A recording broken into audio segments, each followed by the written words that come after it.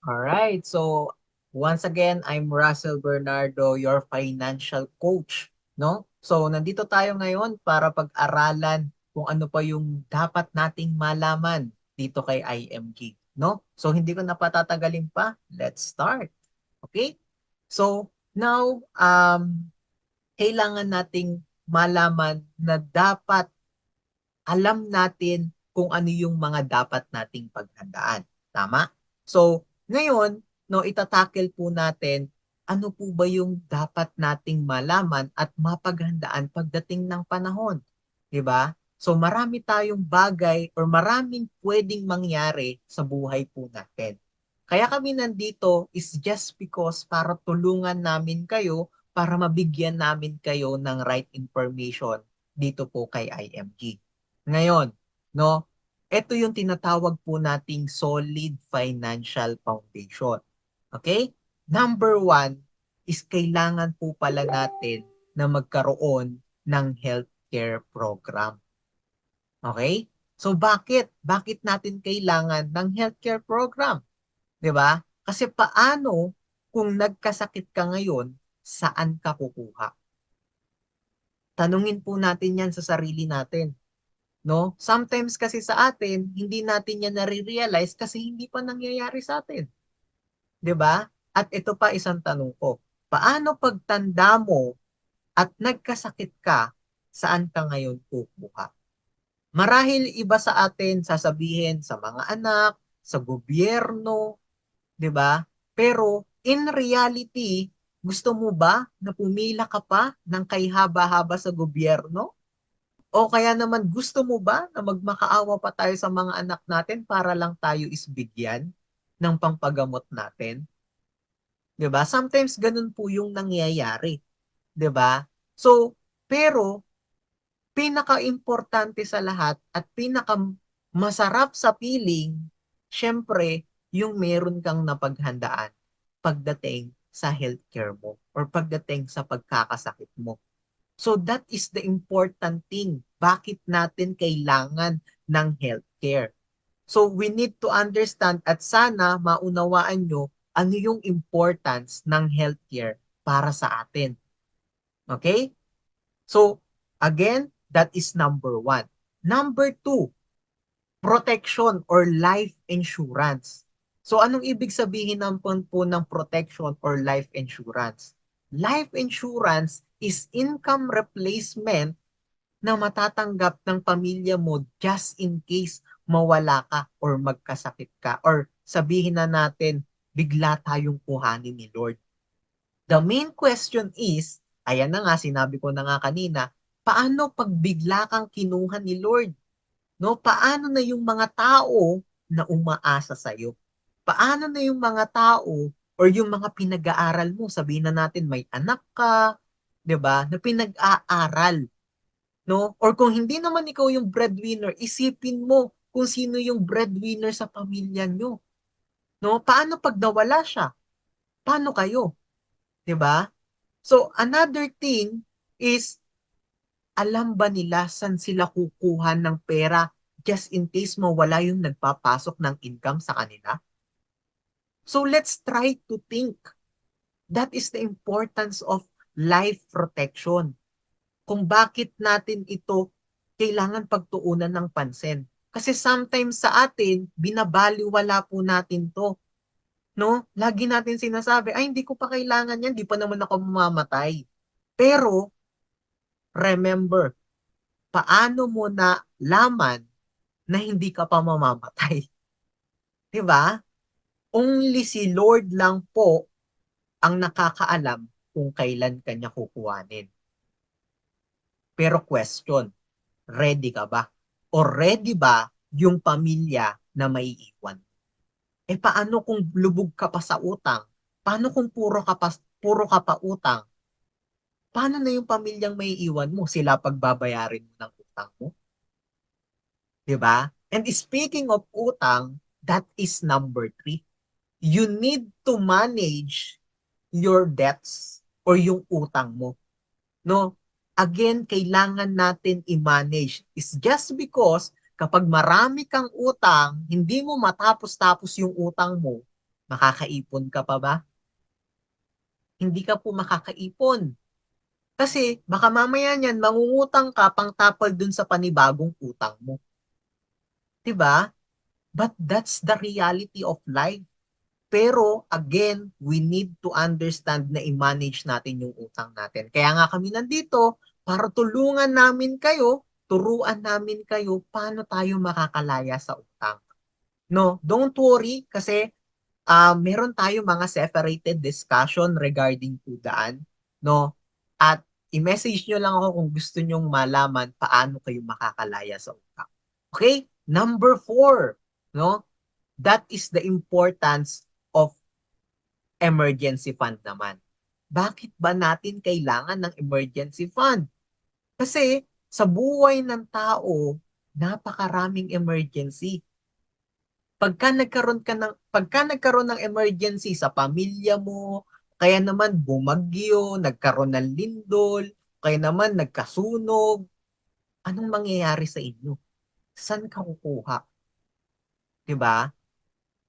Mauubos ang savings mo. And mauuwi yan sa utang na naman. So again, we need to understand na magkaroon tayo ng sarili nating emergency fund. Again, don't worry kasi itinuturo din namin yan sa inyo. No? So that is IMG.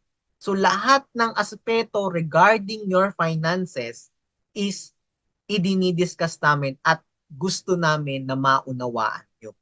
No? Kaya ganun kaimportante na pag-aralan nyo kung paano nyo bubuuin yung solid financial foundation nyo. Okay? And number 5, that is investment. So ano naman yung investment?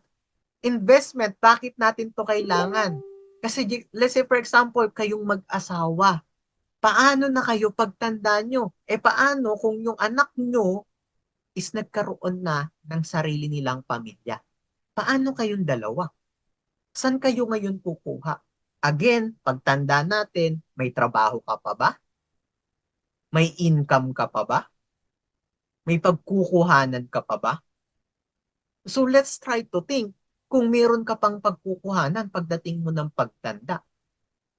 At for sure, baka mamaya umasa ka na lang sa mga anak mo. 'Di ba?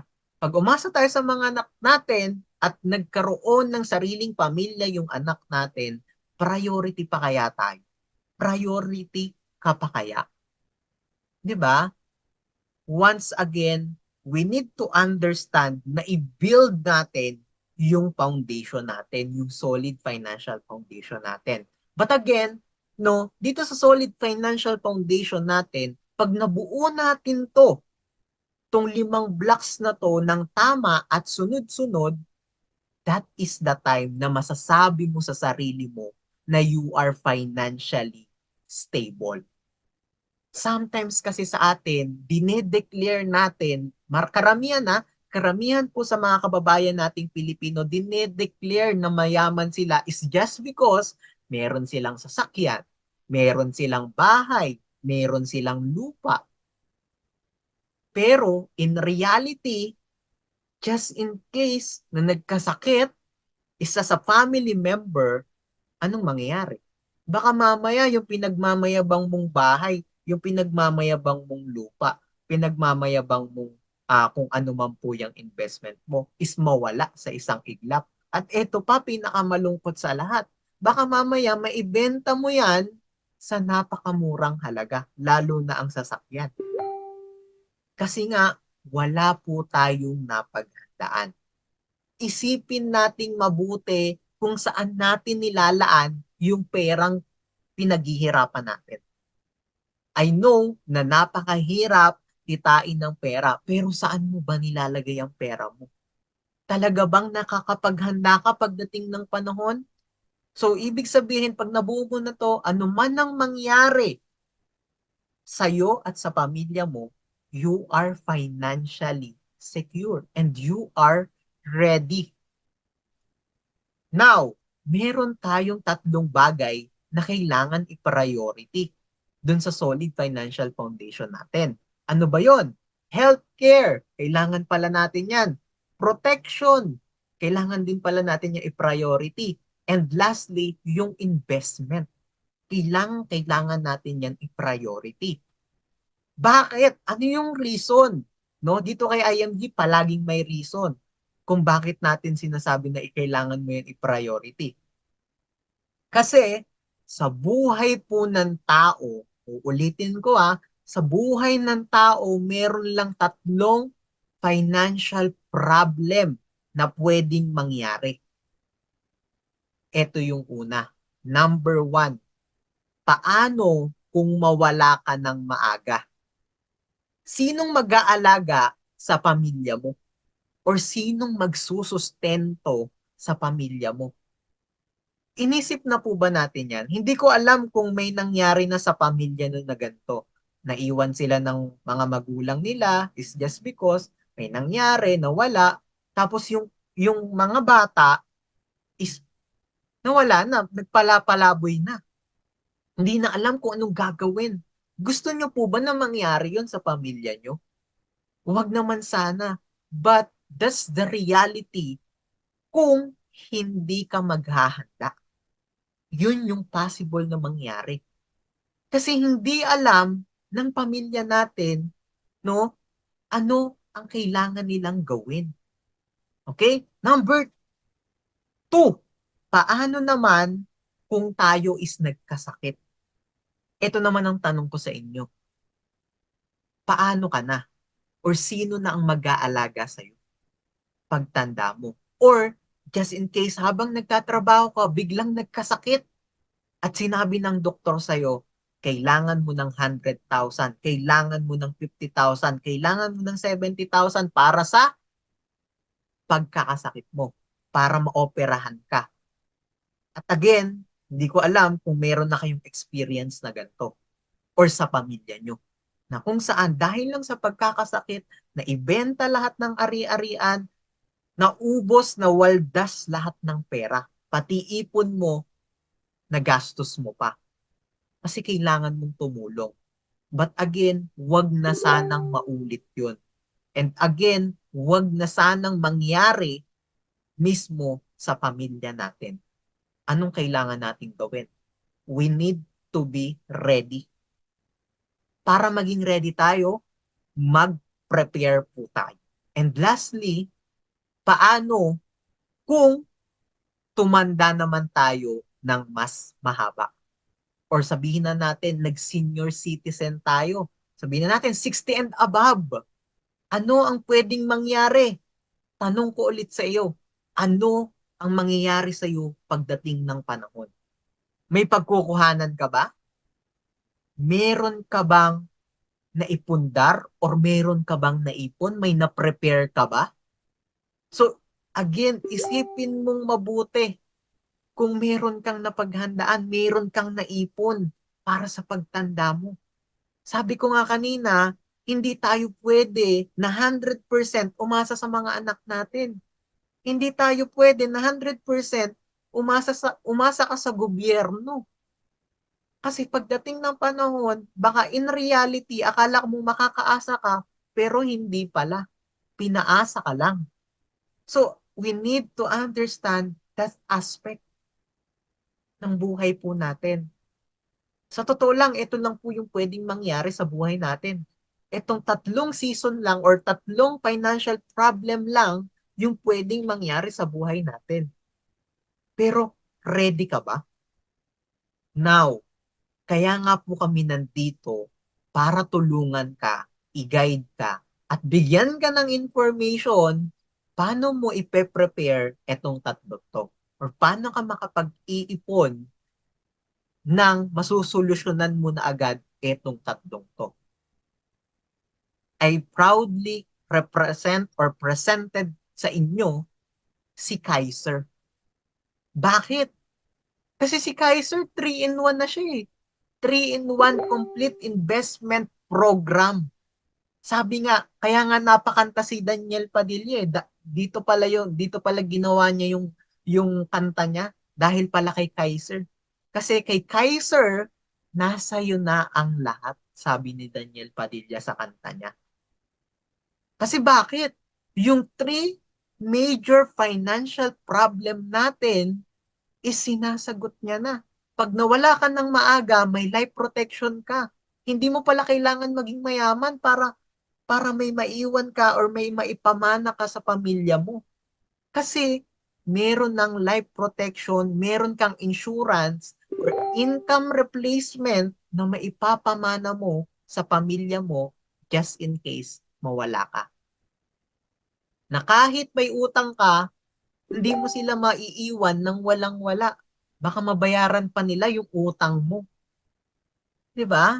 And pangalawa, paano kung magkasakit tayo? Yan yung tanong ko sa inyo kanina. Hindi mo na din po problemahin. Kasi mayroon tayong long-term healthcare at si Kaiser lang po ang nakakapag-provide ng long-term healthcare na kung saan covered ka hanggang sa pagtanda mo. Hindi mo na kailangan ng short-term healthcare na hindi ka covered hanggang sa pagtanda mo. Ang long term, from the word long term, ibig sabihin, covered ka na for the rest of your life. That is long term. Okay? And number three, investment.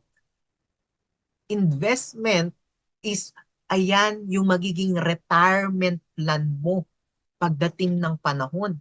Na kung saan, ikaw, pag tumanda ka ng mas sobrang tanda, meron ka pa ding nadudukot. Now, sabihin niyo po sa akin anong mas maganda, umasa ka sa gobyerno, umasa ka sa mga anak mo, or umasa ka sa sarili mong ipon.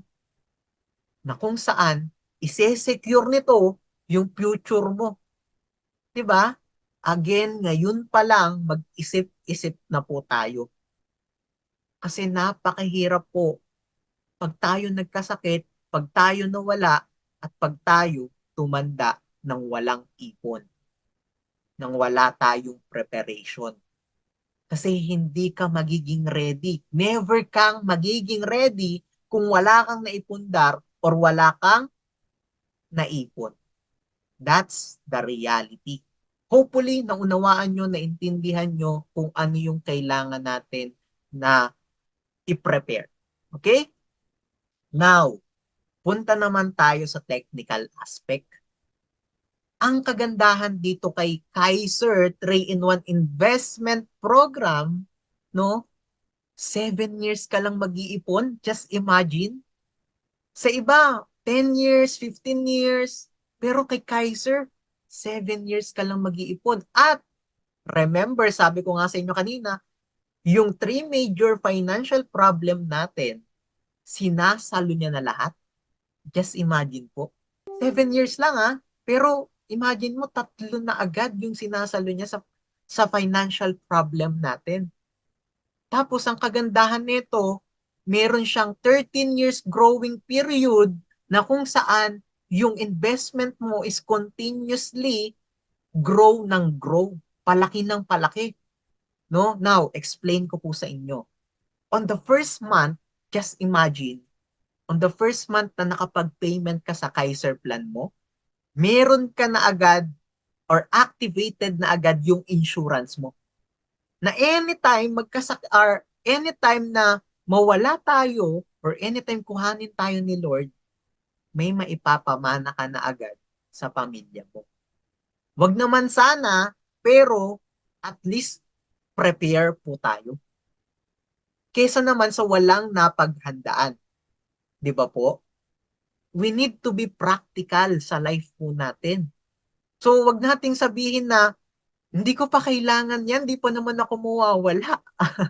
No? So, gaano ka ka-sure na hindi ka pa mawawala ngayon or sa mga susunod na araw?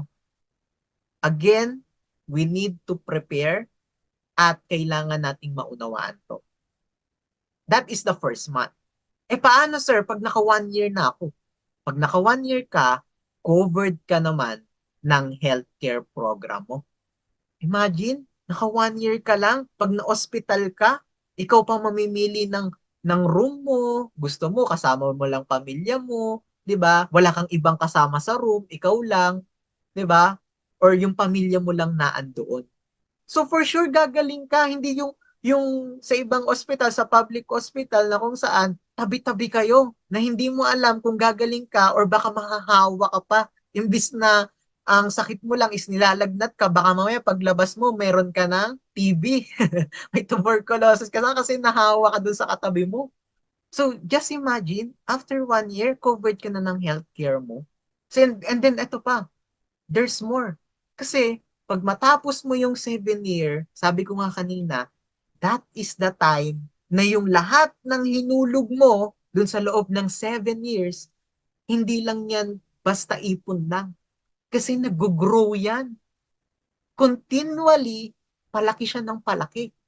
Pero hindi ka na nagbabayad nito ha. Wala ka nang binabayaran. Kasi tapos ka na eh. Tapos ka na magbayad eh. Tapos ka na dun sa saving period mo. Yung 8 hanggang 20th year, mag-iintay ka na lang. Kasi palaki na ng pakalaki yung pera mo dyan. Pag-grow na siya ng pag-grow. No? At ito pa pinakamaganda. Ito pinakamalupit. Kasi while you are waiting for your maturity value, you are already protected. It's just because anytime na magkasakit ka, may healthcare ka pa din eh. So, loob ng 1 year, nabayaran mo siya, covered ka na. Tuloy-tuloy. And at the same time, no, covered ka na din ng insurance na anytime may mangyari sa'yo, it's okay. Kasi meron at merong maiiwan sa pamilya natin. 'Di ba? Just imagine kung gaano ka ka-protected or hindi mo naiisipin na paano pag nagkasakit ako. Again, we need to understand our concept. So imaginein mo, you are already protected at tatlo na ang sinasalo mo. Ang sinasalo ni Kaiser para sa iyo. 'Di ba? So on the first 7 year, ito po yung magiging mga benefit mo.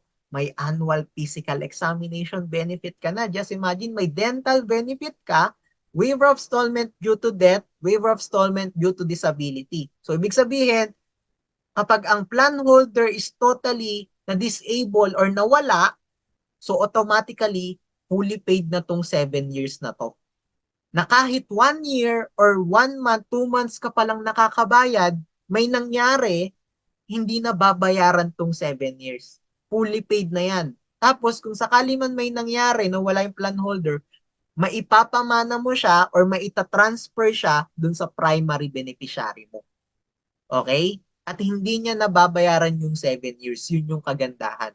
Gagawin niyo na lang, matatanggap niya na yung insurance na maipapamana mo. At the same time, meron pa siyang iintayin na maturity value at pwede niya pang gamitin yung healthcare program. Imagine, hindi lang pala ikaw yung protected, pati pamilya mo, no? Pwede mong ipapamanahan netong iniipon mo ngayon kung sisimulan mo na.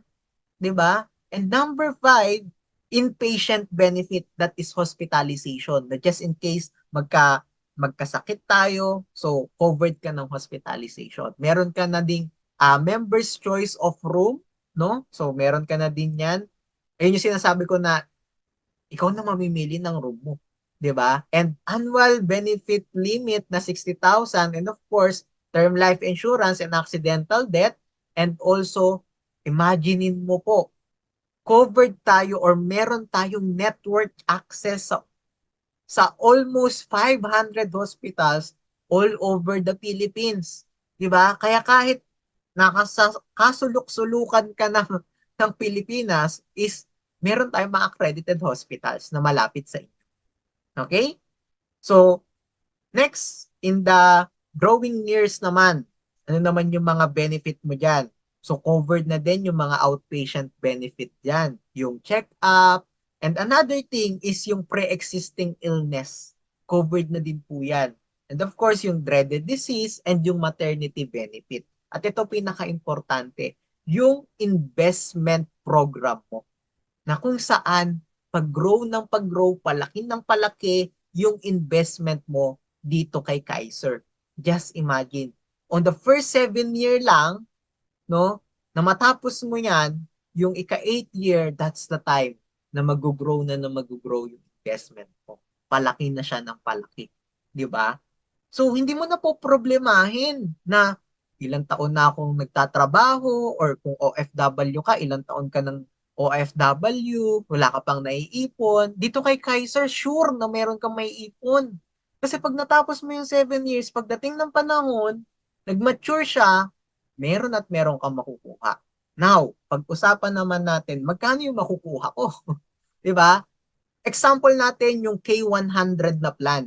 Kung ikaw kumuha ka ng K100 na plan, ang maturity value mo is 1.1 million. Imagine, 'di ba? Tapos, pag na-reach mo na yung 1.1 million at sabihin na natin, hindi mo pa naman kailangan ng pera, okay ka pa naman, di ka nagkakasakit, in-extend mo ngayon ng 5 years pa, no?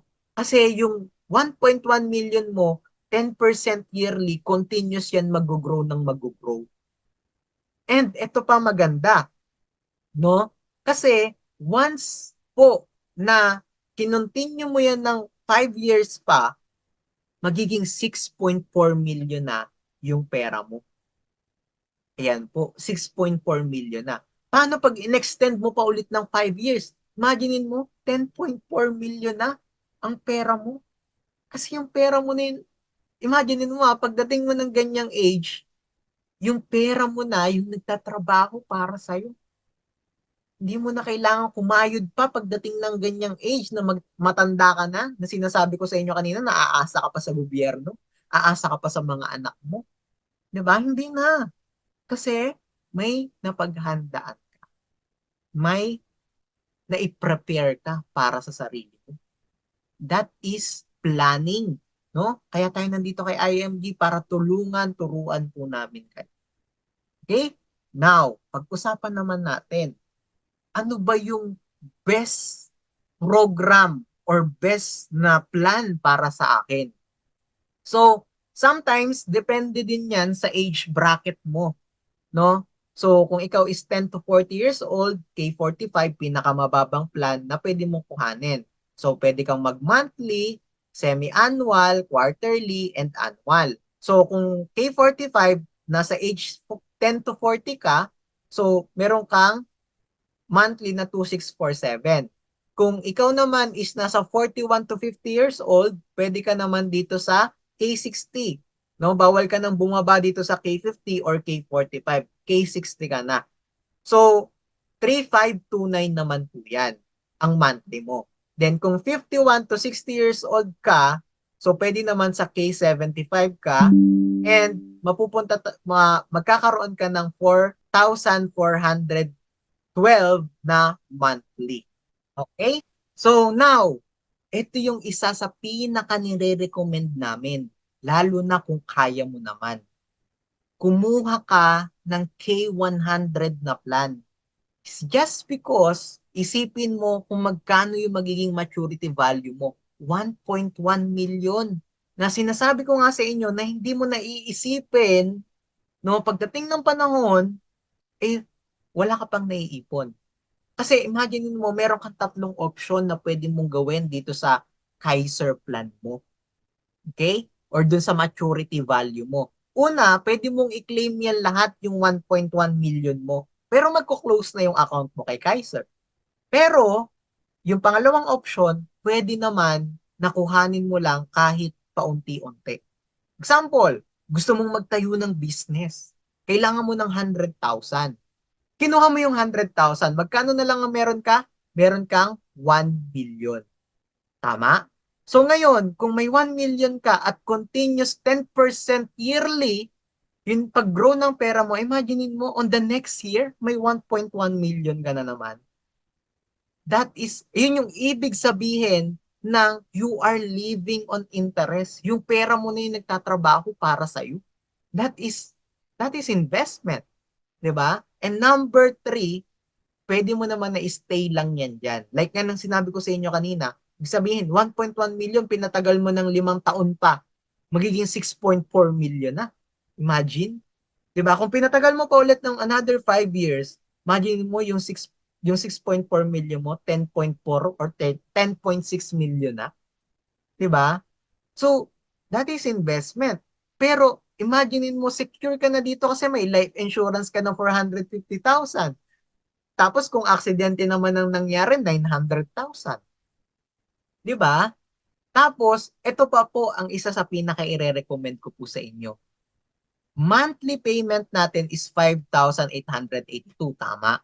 Pero, kung mag-annual payment ka or babayaran mo ang isang buong taon, 552 58,821 po yan, discounted ka ng 2 months.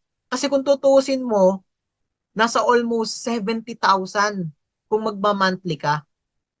Pero kung nag-annual ka, 58,000, discounted ka 2 months. So nakatipid ka ng 11,000, 'di ba? Pero pwede din naman na mag-quarterly. Pag quarterly ka naman, discounted ka ng half month. Kung semi-annual, 1 month naman ang discount mo. Ngayon, no, ito pa isa ko pong i-explain sa inyo para mas malinaw. Pwede ka na magsimula ka na ngayon kasi bakit? Kahit isang buwan muna, 5,882, para magkaroon ka na ng life insurance or covered ka na ng life insurance. Kasi pag pinatagal mo pa yan at may nangyari sa'yo, walang maiiwan sa pamilya mo. 'Di ba? So ngayon, kahit 1 month lang, covered ka na ng insurance at lumipas ang mga buwan, gusto mo siyang i-upgrade into annual. No? Pwede po yun. I-upgrade mo na lang. At least ngayon, nakapagsimula ka na, then sa susunod is i-upgrade mo na lang siya kung kailan ka magkaroon ng pera. 'Di ba? So, that is Kaiser program. So, ngayon, no, explain ko din yung ibang mga mga plan, no. Kung K75 ang maturity mo is 874. Kung K50 ka, gusto mo is 700,000 ang maturity. Claimable po 'yan, claimable 'yan, makukuha mo 'yan pag nag-mature na siya. So, yung K50 is 583. Okay? So, ganun po siya, no. And sana maunawaan natin, maintindihan po natin yung concept ni Kaiser. Again, we need to prepare. Kasi kung hindi po tayo magpe-prepare, paano na po ang future nyo? Paano na po ang pamilya nyo? Paano ka na po pagdating ng panahon? Meron din po pala tayong tinatawag na policy fee. Ibig sabihin po niyan, yan kasi yung pinapakita natin sa mga ospital, yung policy natin at IC regulated din po kasi tayo or insurance commission. So, meron po tayong binabayaran na 500 pesos every time na makaka 12 months tayo dito kay Kaiser. Okay? So, that is policy fee. Okay? So, kaya meron tayong additional na 500. Pero, again, hindi po yun monthly per year po yon. Ibig sabihin, kada makaka 12 months ka ng bayad, may additional na 500. Hindi po siya monthly. Okay? So, hopefully clear po sa atin yon, no? Once again, ito po yung tinatawag natin 3-in-1 long-term care saving program, which is meron ka ng healthcare, life insurance, at the same time, meron ka na din pong investment. So hopefully makapagsimula ka kasi napaka-importante ng time. Once na hindi ka nagsimula at may nangyari sa atin, baka hindi ka natanggapin ng mga insurance, hindi ka natanggapin ng mga healthcare program na kagaya ni Kaiser. Kasi may sakit ka na. Kasi nawala ka na sa mundo. Paano ka pa makakakuha? Paano yung pamilya mo? No? Again, we need to understand, kailangan maunawaan natin kung ano po ba yung kailangan nating i-prepare, no? Buuin mo yung solid financial foundation mo po. Kasi pag hindi mo yan nabuo, for sure, pagdating ng panahon, struggle tayo. Okay? So thank you so much sa time mo na pakikinig. Sana may natutunan ka. God bless you and see you soon.